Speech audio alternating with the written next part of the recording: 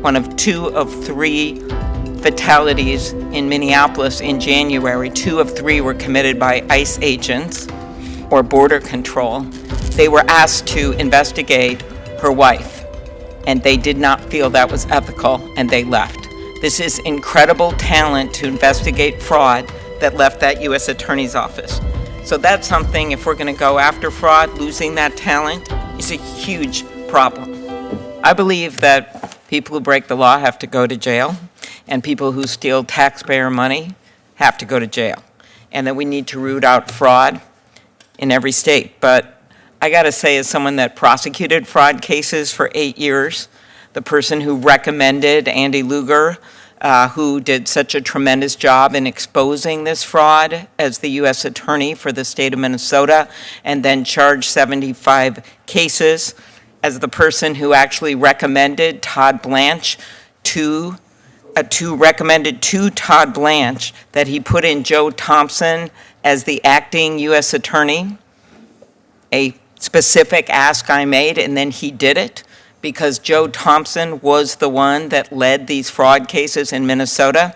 As a person who actually called the Justice Department years ago and asked for more resources for the Minnesota U.S. Attorney's Office so they would go after these cases, the saddest thing that has happened, besides 3,000 ICE agents landing on the streets of our town, is that we have now lost the 14 assistant U.S. attorneys that were taking on these fraud cases. And they left because they were asked, by all news accounts, to investigate Renee Good, one of 2 of 3 fatalities in Minneapolis in January. 2 of 3 were committed by ICE agents or border control.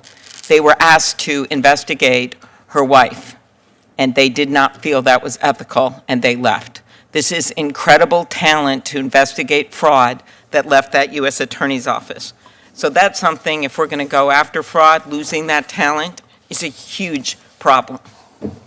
I guess I'd start with you, Mr. Cato, because Mr. Bier of CATO, because you had, I say, passion for going after the fraud, but also for understanding what this Metro surge has all been about.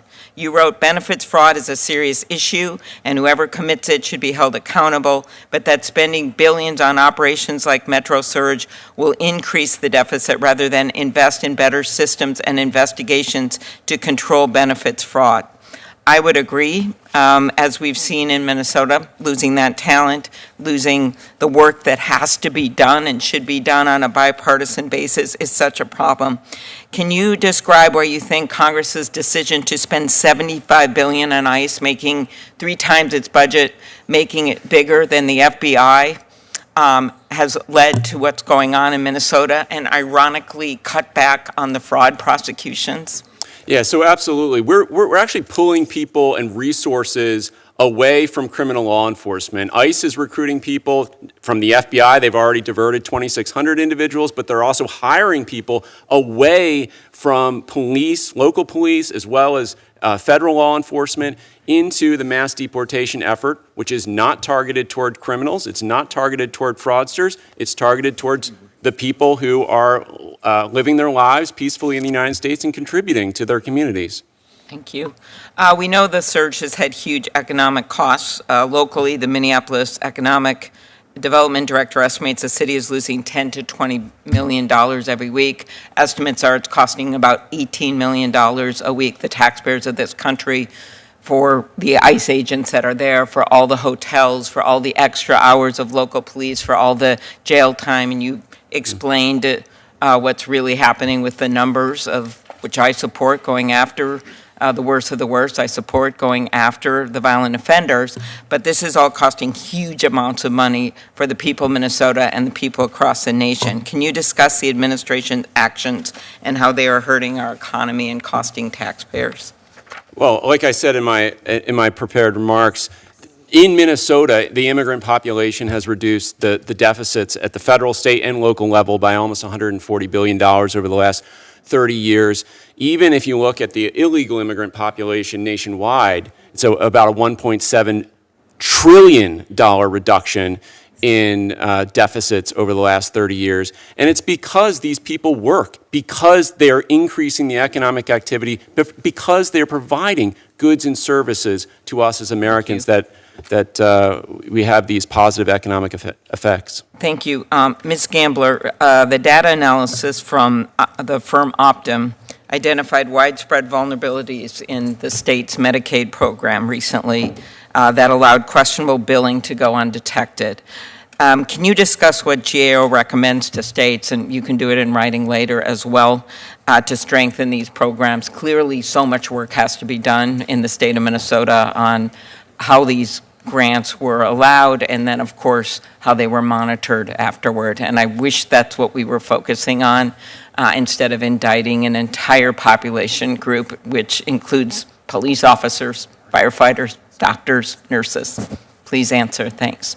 Sure, I'll answer briefly, Senator, and happy to provide more information afterward. But GAO has issued a fraud risk framework that lays out leading practices that agencies should take to help upfront prevent, detect, identify, and then address and mitigate fraud risks in federal programs. And so those leading practices are really helpful for agencies to adopt practices relating to conducting fraud risk assessments, making sure they have a strategy in place, and then making sure that they're targeting resources and their fraud, the anti-fraud activities to the areas of greatest risk. And those types of leading practices really help an agency have in place a process for managing fraud risks at a strategic level.